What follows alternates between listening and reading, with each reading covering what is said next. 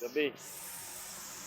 Naanap po din karon sa ano, sa Okada.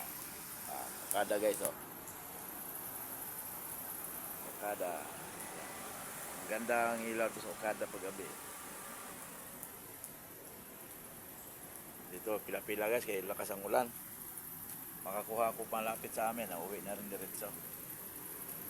Yan oh. Na kami sa ibabaw eh. Dami din kami nakapila dito. Pila-pila na lang guys kasi malakas ang ulan eh. Uuwi na rin. Gabi na, sarap ng tulog. Kung tutusin, pwede pa naman hanggang bukas eh. Kaso lang, pag makakuha ko ng pasahero malapit sa amin, uwi na rin.